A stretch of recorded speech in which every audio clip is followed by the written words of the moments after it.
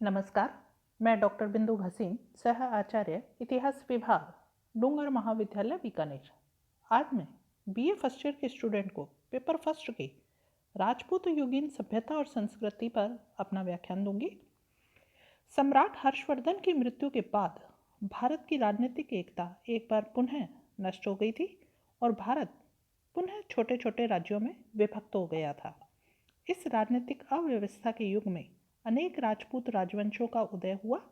कन्नौज में गुर्जर प्रतिहारों और गहड़वालों, शाकंभरी और अजमेर में चौहानों, बुंदेलखंड में चंदेलों, मालवा में परमारों और गुजरात में चालुक्यों तथा बंगाल में पहले पालों ने और उसके बाद सैनों ने स्वतंत्र राज्यों की स्थापना कर ली थी।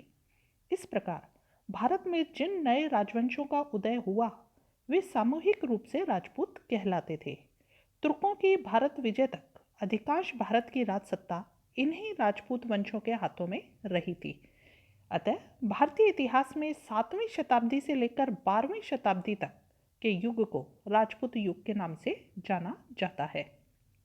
वस्तुतः राजपूत युग का भारतीय सभ्यता और संस्कृति के इतिहास में विशिष्ट स्थान है। यद्यपि इस काल में भी भारतीय सभ्यता और संस्कृति के मूल तत्व और विशिष्टताएं तो यथावत बनी रही, किंतु आवश्यकता और समय के अनुरूप उनके बाह्य और व्यवहारिक स्वरूप में अनेक परिवर्तन आते चले गए। फलतः राजपूत काल में प्राचीन भारतीय सभ्यता और संस्कृति से कुछ भिन्न संस्कृति का विकास हुआ, जिसे राजपूत कालीन सभ्यता और संस्कृति कहा जाता है। हम देखते हैं कि 7वीं शताब्दी से 12वीं शताब्दी तक का युग जो भारत के इतिहास में राजपूत युग के नाम से जाना जाता है, उस युग की क्या विशेषताएं रही है। इस युग में राजनीतिक एकता का अभाव था। भारत अनेक छोटे बड़े राज्यों में विभाजित हो गया था। इस काल में ऐसा कोई शक्तिशाली राजवंश नहीं था जो देश के अधिकांश भाग को जीतकर उसे राजनीतिक एकता के सूत्र में बांध सकता। राजनीतिक इतिहास की दृष्टि से यह युग अव्यवस्था और अराजकता का युग था। इस युग में भारत के विभिन्न भागों में अनेक ऐसे राजवंशों की सत्ता थी जिनके राजा निरंतर आपस में लड़ते रहते थे और जो अनेक बार दूर दूर तक विजय यात्राएं करके भी किसी विशाल और स्थिर साम्राज्य की नींव डालने में असमर्थ रहे। दूसरा हम देखते हैं कि क्या विशेषता रही है। बौद्ध और हिंदू दोनों धर्मों में वाम मार्ग का प्रवेश इस युग की महत्वपूर्ण विशेषता है। एक और वज्र यानी बौद्ध मंत्र शक्ति और तांत्रिक क्रियाओं का प्रयोग करने लगे थे, तो दूसरी ओर पौराणिक हिंदू धर्म में भी शाक्त यानी कि वाम मार्गी संप्रदाय के रूप में एक ऐसे संप्रदाय का प्रादुर्भाव हुआ जो वज्रयान से बहुत मिलता जुलता था। इसके परिणाम स्वरूप भारत के प्राचीन धर्मों की शक्ति और महत्ता में बहुत अंतर आया और जीवन की नवस्फूर्ति, सदाचार भावना और उच्च आदर्श से अनुप्राणित करने का जो कार्य भारत के प्राचीन धर्म करते थे, उनका स्थान अब उन रहस्यमयी क्रियाओं ने ले लिया जिनकी तह तक पहुंच सकना जनसाधारण के लिए सर्वथा असंभव था। इतना ही नहीं, भारत के धर्मों में इस समय वह ऊर्जा और शक्ति भी नहीं रह गई जो किसी समय यवन, शक, पार्थियन, कुषाण, हूण आदि विदेशी जातियों को आत्मसात करने में समर्थ हुई थी। अतः 11वीं शताब्दी में जब तुर्कों ने भारत पर आक्रमण किए और तुर्क लोग भारत में बसने लगे, तो देश के धर्म उन्हें अपना अनुयायी बनाने में या उन्हें अपने में कहते हैं शामिल करने में वो असमर्थ रहे थे। तीसरी विशेषता हम कह सकते हैं कि सामाजिक दृष्टि से इस युग में संकीर्णता उत्पन्न हुई। इस युग में जाति व्यवस्था अत्यंत जटिल रूप में प्रकट हुई। भारतीय समाज के पुराने वर्णों, वर्गों, जनों यानी कि कबीलों, श्रेणियों यानी कि व्यवसायी और व्यापारी वर्ग के संगठन जो हुआ करते थे का जात पात के रूप में परिवर्तित हो जाना इस युग की एक अत्यंत महत्वपूर्ण विशेषता थी। यद्यपि इस युग में भी भारत में अनेक कवि, दार्शनिक, स्मृतिकार, विज्ञानवेता हुए, परंतु साहित्य और ज्ञान के क्षेत्र में इस काल के भारतीयों ने उस असाधारण प्रतिभा का परिचय नहीं दिया जो प्राचीन काल के विद्वानों ने प्रदर्शित की थी। इस युग में भाषा अलंकार से बोझिल और जटिल होती गई। साहित्य में नवीनता, सरलता, प्रेरणा की कमी होती गई। गणित, ज्योतिष आदि विज्ञान के क्षेत्र में भी इस युग में कोई विशेष उन्नति नहीं हुई। हम देखते हैं अब इसकी राजनीतिक व्यवस्था क्या रही है। तो राजनीतिक एकता का अभाव रहा है। भारत अनेक छोटे छोटे राज्यों में विभक्त था।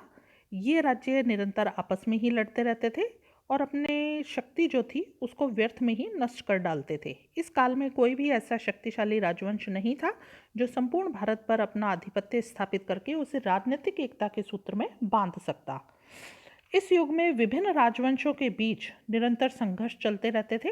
आंतरिक लड़ाइयों में लिप्त रहने के कारण भारतीय नरेश किसी राष्ट्रीय संघ का निर्माण करने और सुदृढ़ सीमांत नीति और विदेशी राजनीति के प्रति नितांत उदासीन रहे। परिणाम स्वरूप तुर्कों ने भारतीय नरेशों की इस दुर्बलता का लाभ उठाया और उन्हें परास्त करने में सफल हो गए। राष्ट्रीय चेतना का अभाव। लगभग 500 ईस्वी में हुणों के आक्रमण से लेकर 1000 ईस्वी में महमूद गजनवी के आक्रमण तक 500 वर्षों के दीर्घ काल में अरबों के सीमित आक्रमणों को छोड़कर भारत विदेशी आक्रमणों से सुरक्षित रहा था। इससे देशवासियों में यह धारणा उत्पन्न हो गई थी कि भारत अजेय है और विदेशी इसको जीत नहीं सकते।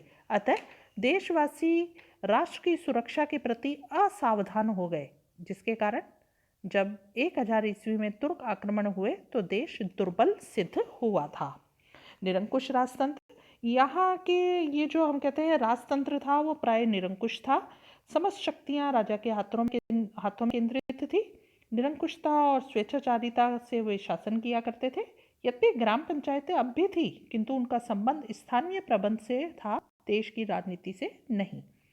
राज्य का सारा अधिकार राजा के हाथ में चला गया और प्रजा का उसमें कोई भी हाथ नहीं रहा। इसका एक दुष्परिणाम यह हुआ कि जनता में स्वतंत्रता, राष्ट्रीयता, देशभक्ति आदि की भावनाएं शिथिल पड़ गई और उनके स्थान पर परावलंबन, चाटुकारिता, राज्य के प्रति उदासीनता और दब्बूपन आदि की भावनाओं का उदय हुआ। शासन व्यवस्था की बात करें तो राजपूत युग में शासन पद्धति में कोई नया प्रयोग नहीं हुआ था। प्राचीन राजतांत्रिक जो शासन प्रणाली थी उसी का अनुकरण होता रहा था। राजा अपने राज्य का सर्वोच्च अधिकारी होता था। जैसा कि मैंने अभी पूर्व में बताया कि इस युग के राजा निरंकुश और स्वेच्छाचारी थे और समस्त शक्तियां जो थी वो राजा के हाथों में केंद्रित थी। यद्यपि प्रशासन में सहायता के लिए मंत्रिमंडल होता था, किंतु राजा के ऊपर मंत्रियों का कोई नियंत्रण नहीं होता था। वस्तुतः ये मंत्री राजा के सेवक होते थे और उनकी आज्ञानुसार ही कार्य करते थे। राजा प्राय वंशानुगत होता था। उत्तराधिकार के लिए ज्येष्ठाधिकार का नियम प्रचलित था। गुप्त काल की भांति इस समय भी राज्य भुक्तियों, विषयों, मंडलों और ग्रामों में बटा हुआ था।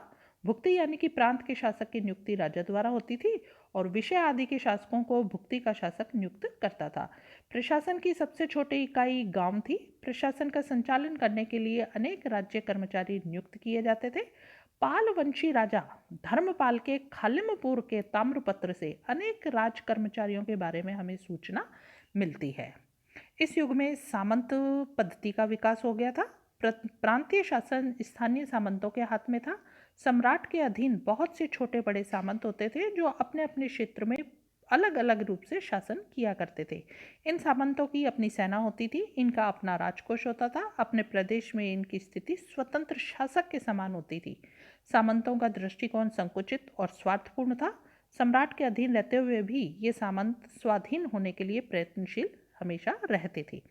सम्राट को निर्बल या संकट में फंसा हुआ देखकर अवसर का लाभ उठाते हुए ये सामंती राज्य स्वयं को स्वतंत्र कर लेते थे और प्रथावादी प्रवृत्तियों को प्रोत्साहन दिया करते थे। गांवों में ग्राम पंचायतें अब भी थी। गांव का स्थानीय शासन इन्हीं ग्राम पंचायतों द्वारा होता था। ग्राम पंचायतों के विविध कार्य थे, जैसे गांव के क्षेत्र में उत्पन्न हुए विविध प्रकार के झगड़ों, अभियोगों का फैसला करना, मंडी और बाजार का प्रबंध करना, कर वसूल करना, ग्राम लाभ के लिए नए कर लगाना, जलाशयों, उद्यानों, खेतों, चरागाहों आदि की देखरेख करना और मार्गों को ठीक हालत में रखना। ग्राम पंचायतों द्वारा शासन कार्य की सुविधा के लिए अनेक समितियों का भी निर्माण किया जाता था, जिनको अलग अलग कार्य सौंपे जाते थे। और ये समितियां इस तरह की थी, जैसे वर्ष भर तक शासन कार्य का नियंत्रण और निरीक्षण करने वाली समिति, उद्यानों का प्रबंध करने वाली समिति, जलाशय की व्यवस्था करने वाली समिति, दान की व्यवस्था करने वाली, न्याय की व्यवस्था करने वाली, खेतों और मैदानों की व्यवस्था और निरीक्षण करने वाली समिति और मंदिरों का प्रबंध करने वाली समिति। इस समय लोकोपकारी संस्थाओं, व्यक्तियों, ब्राह्मणों, विद्वानों आदि को केंद्रीय कोष से वृत्ति न देकर भूमि दान देने की प्रथा चल पड़ी थी।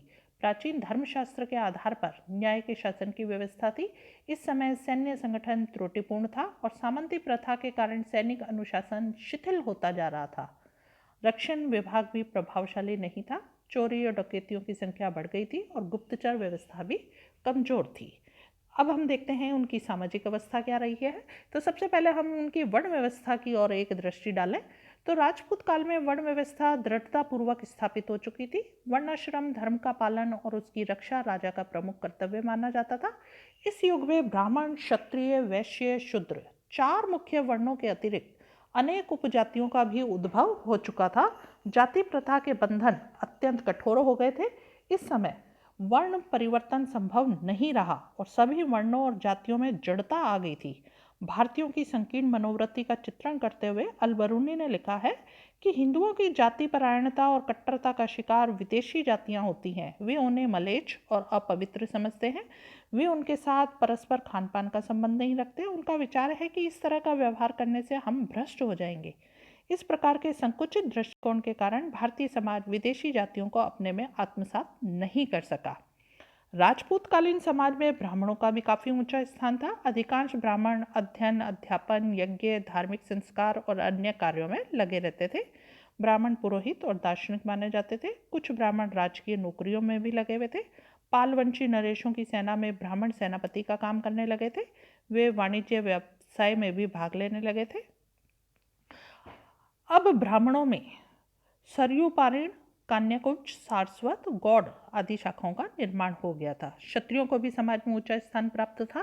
क्षत्रियों का परम कर्तव्य क्या था? देश की रक्षा करना। राजपूतों में साहस, पराक्रम, दानप्रियता आदि अनेक गुण कूट कूट कर भरे हुए थे। कर्नल टॉड लिखते हैं कि उच्च कोटि का साहस, देश प्रेम, आत्मसम्मान, आतिथ्य सत्कार, सादगी उनके चरित्र के विशेष गुण थे। वे वचन के पक्के और तलवार के धनी होते थे। युद्ध में मृत्यु प्राप्त करना वे अपने लिए गौरव समझते थे। समाज में क्षत्रियों का स्थान ऊंचा होने के कारण एक प्रमुख कारण यह भी था कि राजनीतिक सत्ता उनके हाथों में थी। इस युग में कुछ क्षत्रिय विद्वान भी हुए। परमार राजा भोज और गहड़वाल नरेश गोविंद चंद्र प्रसिद्ध विद्वान थे। वे विद्वानों और साहित्यकारों के संरक्षक भी थे। इन समस्त कारणों के फलस्वरूप वे क्षत्रिय समाज के नेता माने जाने लगे थे। परंतु यहाँ एक बात ध्यान देने योग्य है कि सामान्य ब्राह्मणों और सामान्य क्षत्रियों में ब्राह्मणों का स्थान ही ऊंचा था। केवल राजवंशी और राज्य कार्य में लगे क्षत्रिय यानी कि जो राजपूत हैं वो ही ब्राह्मणों से ऊंचे समझे जाते थे। ब्राह्मणों की भांति क्षत्रिय भी अनेक उपजातियों में बंट गए थे। इस तरह क्षत्रियों की लगभग 36 उपजातियां बन गई थी। राजकीय सेवा के अतिरिक्त क्षत्रिय कृषि कार्य में भी लगे हुए थे। वैश्य वाणिज्य और व्यापार में लगे हुए थे। उन्हें समाज में कोई बहुत ऊंचा स्थान प्राप्त नहीं था। अब शूद्रों के साथ उनकी गणना की जाने लगी थी। अल-बरूनी लिखते हैं कि यदि कोई वैश्य या शूद्र वेद मंत्र का उच्चारण कर लेता था तो उसकी जीभ काट ली जाती थी।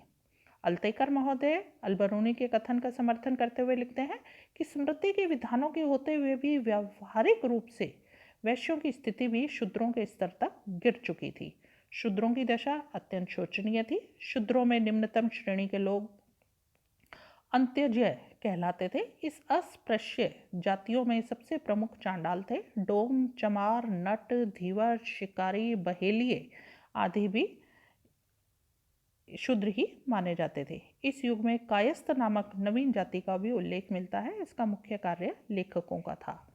विवाह की बात करें तो स्वर्ण विवाह ही अच्छे समझे जाते थे। फिर भी अंतरजातीय विवाह भी प्रचलित थे। अनुलोम विवाह के कई उदाहरण मिलते हैं।